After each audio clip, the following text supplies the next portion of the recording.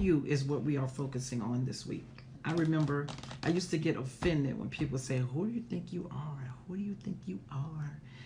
Well, who do you think? Who do you think you are? I'm asking you. Who do you think you are?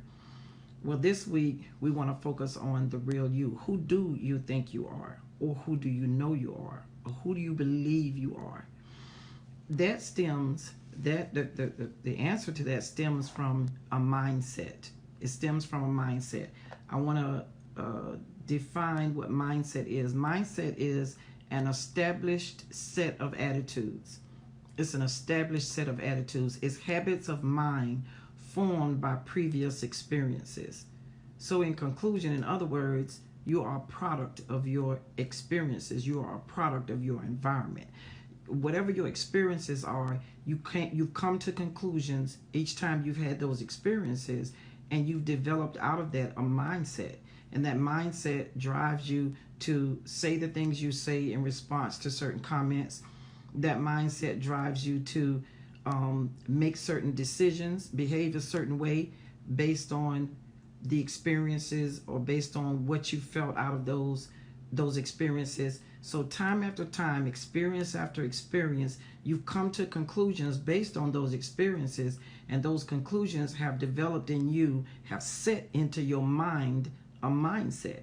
And your actions and your behaviors and your comments and your statements are a result of that mindset. It's a result of that experience. So as always, whenever I'm presenting something to you, I'm going to bring it from my point of my experience first. As they overcame by the blood of the Lamb and by the word of their testimony.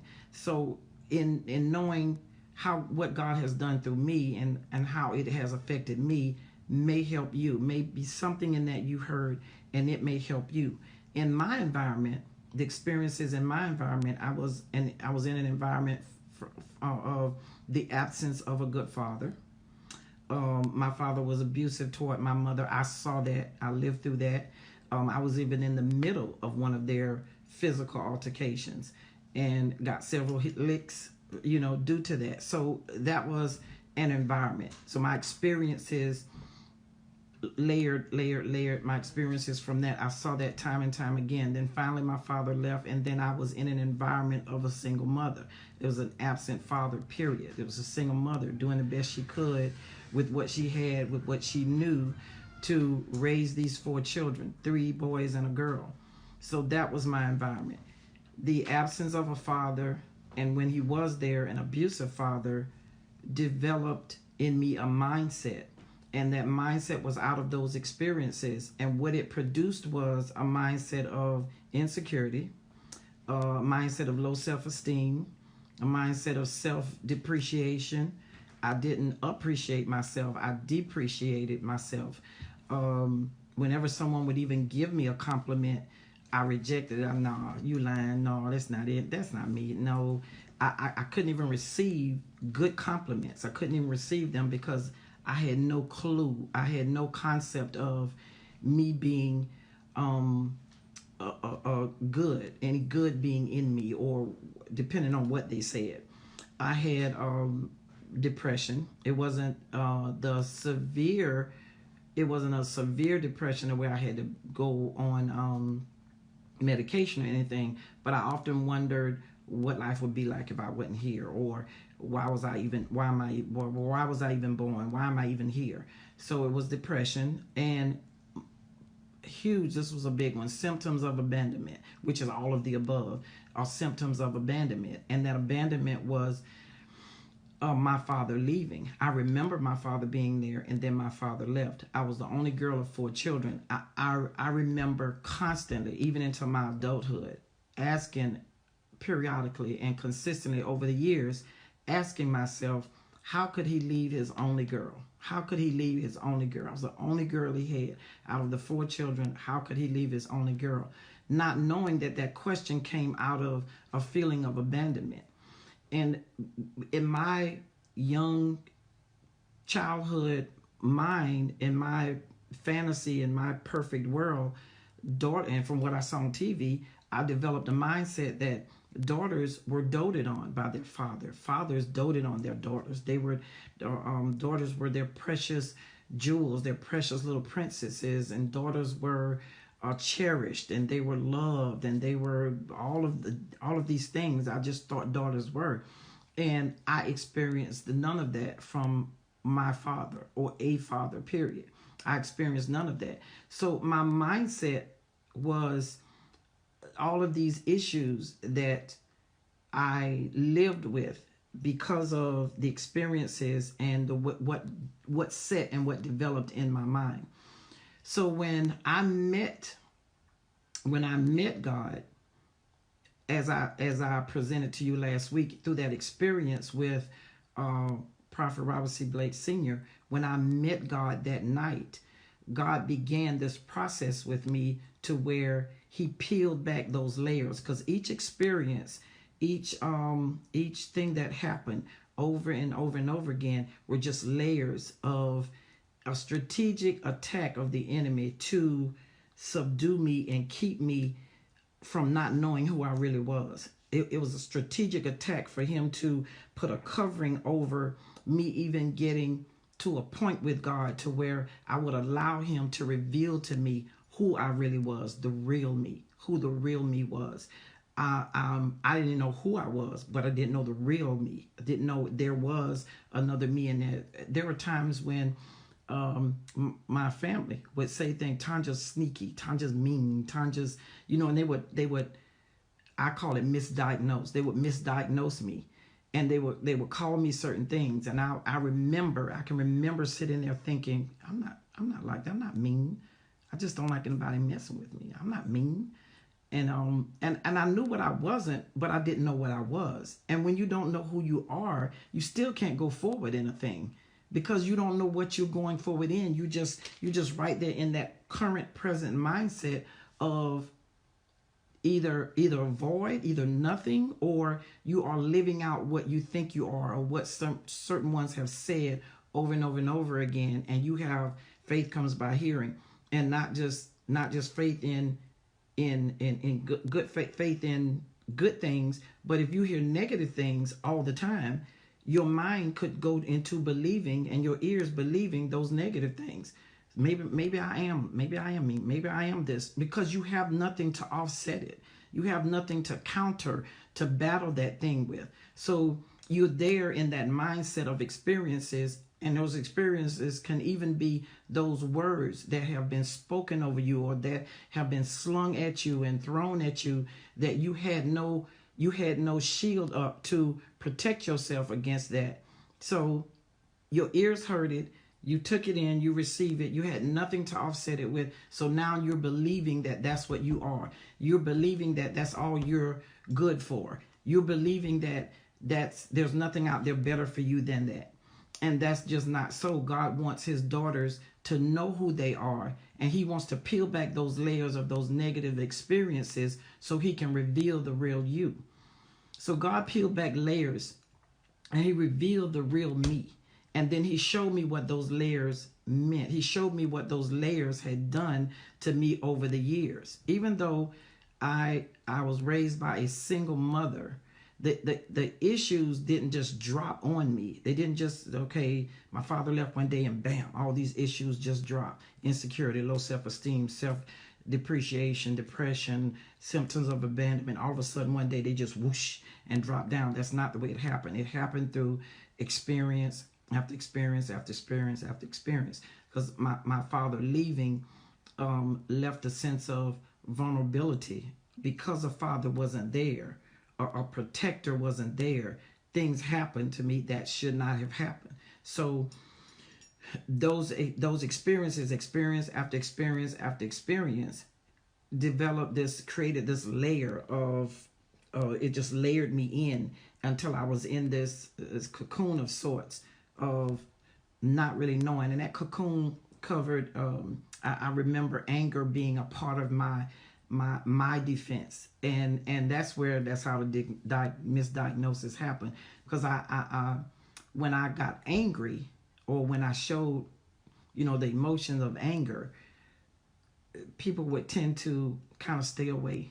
You know, she's angry, she's mean. They saw it as mean, and because they stayed away, I came to a conclusion again. Ooh, that worked. Well, if I act like that, they'll stay away, and then if I keep them at bay, if I keep them away, they can't get close enough to me to hurt me. Nobody can get close enough to me to hurt me. So anger became my defense. It wasn't who I was, but it was a defense out of the mindset that I'm going to protect myself. And this is a way to do it, because when I show this emotion, it keeps people away. It makes people step back. And that's kind of what helps me deal with the young that I work with every day. I work in a middle school. And I oftentimes, when I say, well, y'all such an angry generation. You're such an angry generation. And then one day I just stopped and I thought about it. And I'm thinking, I wonder how many of these children are angry like that because they have adopted anger as their weapon of defense. It's not that they are deliberately acting out like this because they're just evil. They may be deliberately acting out like this because they're trying to keep everyone at bay, because that's where they feel the safest, and because that's what my reason was. So in that existence, there was a shift when God caused me to write that book. There was a shift. I realized when I was thinking back through, and he was having me to reflect over what he had done in my life up to that point. He showed me the shift. There was a young Tanja, a child in the kitchen, knowing her mother's love, and then there was a teenage Tanja, to where my mother and I had a disagreement one day, and she made a comment, "Why do you hate me so much?" So I want to read that to you, because I want to do it justice. It's not the whole chapter, it's just an excerpt. And in this excerpt, you'll hear the shift, and then we're going to talk about, I'll further go into the shift. It says, "I don't remember play-by-play, minute-by-minute accounts of my childhood. I only have one memory of anything before 10 years old. I barely recall the few preteen and teen years. I remember what I call milestones. I remember snapshots of experiences or occurrences that happened at one time or another. I am able to recognize them because these snapshots were defining moments. They were moments that shaped my mindset. As I reflect now writing this book, some were moments that give me understanding to questions unanswered for years in my mind. For example, I often question why my mother didn't know how much I loved her. As a child, my mother and I had a very loving relationship. I adored my mother. However, somewhere along the way of life happening to me, my mother lost sight of the love I had for her, probably because I stopped saying it. I have a snapshot memory of being a child. I'm pretty sure it was before I was 10. We lived on Richland Street in Columbia, South Carolina. I slept at the bottom of a set of bunk beds. Every single morning, I remember rolling over, getting out of bed, and heading straight for the kitchen. Without fail, my mother would be at the stove stirring grits. I would walk over to her and say, "I love you, Mama." Every time, my mother would respond, "I love you too, baby." Then I would turn around and leave to go get ready for school or to watch Saturday morning cartoons. Then I have a snapshot memory of years later, as a teen, my mother and I were not in agreement about something. She turned to me and asked, "Why do you hate me so much?" I was stunned. In that flash of a moment, I felt like 99 thoughts went through my head. I thought, where in the world did she get that from? Hate her? I don't hate her. She's actually a really good mother. She's just not really good at listening to what I really have to say. She takes a little bit of what she heard and she runs off with her interpretation of what she thinks the rest of it is. What makes her think I don't love her? I used to tell her that every day when I was little. How did we get here? How did it come to this? Thought after thought came pouring out of my head, but the only words I could muster up was, "I don't hate you." That was it. Why didn't I counter with, "I do love you, Mama. I love you very much"? Would that have been the turning point back to those moments in the kitchen? Would that have uprooted whatever I had done or not done over the years that sent the message to my mother that I did not love her? I don't know, but that was all I said. I don't hate you. Then I went back into my thoughts while she went on with, yes, you do. You wouldn't treat me like you do if you did. I don't remember anything she said. I just shut down. We were not an affectionate family. I don't remember getting hugs. I don't remember hearing I love you coming from any member of my family toward me or even toward each other. I don't even remember spouses saying I love you to each other. So knowing I was loved didn't get imparted anymore after those kitchen visits in my memory. So I wanted to read that part of it out of you. I wanted to read that part to you because my point in that was there was a shift. When I was a child going in that kitchen every day, there was a confidence. When I closed my eyes and I stepped back into that little girl going in that kitchen, I can still see my mother at that stove. And I knew I was loved. I felt protected. I was safe. There was a confidence in me. I can remember. I can be in that moment. And then I can shift back and that day that my mother and I were not in agreement. And she said, why do you hate me so much? And I was thinking, what happened? You know, what happened over the years to send that message? Because it wasn't anything I said. I've never, ever told my mother I hated her. I've never, ever told my mother I don't like her.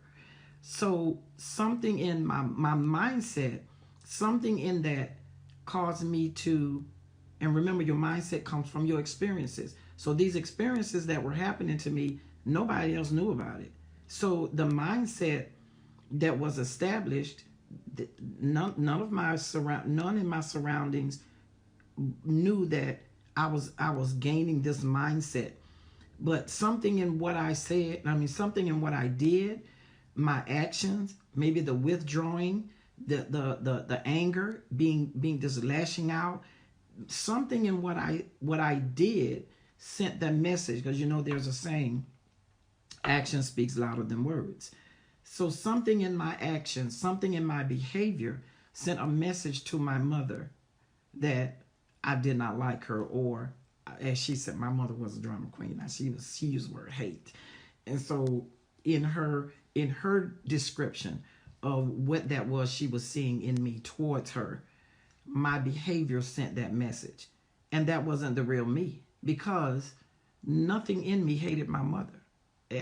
I adored my mother. I loved my mother. I admired her. I looked up to her. There were areas I wish I could have tweaked, but every child does, I believe, every teenager at least. But that wasn't the real me. That wasn't who I was. That wasn't my feelings toward her. So the real me was not showing my mother how I really felt. Wasn't able to show my mother how I really felt. So when I met Daddy, like I said, in that moment of having that experience in New Orleans with Prophet Blakes, Daddy began to pull back those layers of everything that happened that caused me to be angry, that caused me to be insecure, that caused me to have that low self-esteem, that caused me to do the things that I did, make decisions that I made. He began to pull those layers back. And in that, he taught me why those layers were there. But at the same time, began to reveal to me who that real me was. And knowing that in his sovereign knowledge that I would get to that point one day, and he would use me to even be here right now. This is a God-appointed moment. He would use me to tell my story and in design that story would help another daughter come to have that crown on her head, to where that crown of knowledge, to where she would begin to know and realize who she really is, and not succumb to the layers of experience and lies that she has succumbed to for so many years. So he revealed, and in that revealing of what those layers were, he told me in the peel and reveal, I call it, he told me, Tanja, regret is the biggest weapon that the enemy used against my daughters. regret is the biggest weapon that the enemy used against my daughters. And in, in that moment of understanding what he meant, regret is a feeling of sadness. It's a feeling of disappointment for something that's happened to you or something that's been done. And I remember regretting. I regretted certain things, certain decisions I made. I regretted not saying anything, and then when I did, it wasn't believed, and I regretted. So I regretted saying anything, and then it got to the point where the regret was just sadness, and that sadness looked a certain way, and that sadness caused me to say, okay, well, if no one else is going to protect me, I'm going to protect myself, and I began to establish what I called was my walls. One of my walls of protection was anger, like I talked about earlier. And he also showed me how regret incubates. It not just make you sad, but it incubates blame. It incubates shame. And that was my biggest one. It incubates depression. And incubates means, it was an interesting, I even looked it up, and it was a very interesting description of what incubate means. Incubate means to keep at a suitable temperature so that something can develop. So the enemy is very strategic, and he's very subtle in what he does. It means to keep at a suitable temperature. So as those experiences begin to happen, and the enemy is send this, and he send that, and he send this, and he send that, and subtly, he just layer it on and layer it on and layer it on, and it incubates shame. It's kept at a suitable temperature. It is not anything blown up. It's not, just fire blazing. It's subtle. And as he began to layer it on and layer it on and layer it on, he's incubating. He's keeping it there so that he can develop something out of that in the right time. In the right time, to keep you under, to keep you subdued, to keep you in bondage, to keep you not knowing who you really are, so he can develop those areas in you that will destroy your own future. Because remember, God told us in his word that he comes to steal, to kill, and destroy. So those little subtle attacks, he's stealing your real identity. Little by little, he's stealing your real identity. And he's causing you to not become aware of who you are, hoping that you will continue to accept and just embrace the lies he's layered on top of you for year after year after year, experience after experience after experience. How do you become the real you? Well, you become the real you, daughter, by you've got to allow daddy to peel the layers. You have to allow him to peel the layers. He is the only way that we're going to come out of that. Because if we don't lean into him and just yield and submit to him, it won't happen, because we have nothing to battle against. We have nothing to fight off the lies that we believed and we've embraced all these years. We have nothing to fight that off. And to allow daddy to peel back the layers, to do that, you must spend time with him. You got to spend time with him in his word. And there's many ways to do that. You can actually read the physical Bible. They have technology is awesome. There are Bible apps. And with that, you can put the tape on and it will read the Bible to you. So if you struggle with reading, it'll read the Bible to you. And we spend time with him by making sure that we get into a house of prayer. I didn't say just church. I said a house of prayer. Because Jesus said, my Father's house will be called a house of prayer. When he went in there and flipped them tables over and threw all the money changers, money on the ground, it was because he was not okay with what he was seeing at that church. He said, my house, my Father's house shall be called a house of prayer. Find you a good, solid, Bible-based house of prayer and make it your point to get there. Get there every time doors open. Get there. You've got to spend time with daddy. You've got to spend time with your heavenly Father and allow him to peel back those layers, because he knows where the lies are. He knows what you need to believe and what you need to get rid of. So allow him to peel back those layers. But it comes with spending time with him. And the more you spend time with him, the more you are in daddy's environment. You're in daddy's environment when you spend time with him. You put that worship music on, and there's worship music that is so biblically based that it was as if they opened the Bible and just started singing. So there are those that are truly anointed for God that are out there singing and making music. If you don't want to read the Bible and you don't want to you may be in a moment, or you in this mood where you want to hear music, find the worship that is going to feed your spirit, because that spirit is who you really are.